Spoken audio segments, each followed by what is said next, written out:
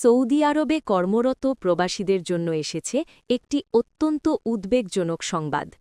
Saudi সরকারের সর্বশেষ ঘোষণায় জানানো হয়েছে, আগামী ৩ মাসের মধ্যে বেসরকারি খাতে কর্মরত প্রায় ১ থেকে ১.৫ লক্ষ প্রবাসীর চাকরি ঝুঁকির মুখে পড়তে যাচ্ছে।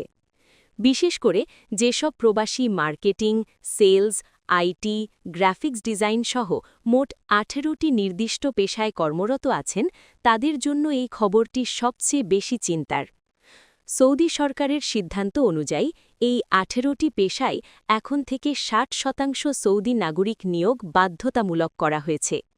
অর্থাৎ কোনো প্রতিষ্ঠানে যদি ১০০ জন কর্মী থাকে, তাহলে সেখানে অন্তত ৬০ জন সৌদি নাগরিক রাখতেই হবে।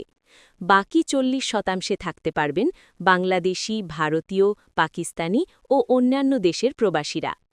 সরকার আরও জানিয়েছে, এই খাতে নতুন করে নিয়োগ পাওয়া সৌদি নাগরিকদের সর্বনিম্ন বেতন হতে হবে ৫,৫০০ রিয়াল। এর নিচে কোনো প্রতিষ্ঠান সৌদি নাগরিককে বেতন দিতে পারবে না। যোগ্যতা অনুযায়ী বেতন আরও বাড়তে পারে। বিশেষজ্ঞদের মতে, এতদিন যেসব কাজ প্রবাসীরা তুলনামূলক কম বেতনে করে আসছিলেন, সেগুলো এখন সৌদি নাগরিকদের কাছে হস্তান্তর করা হবে।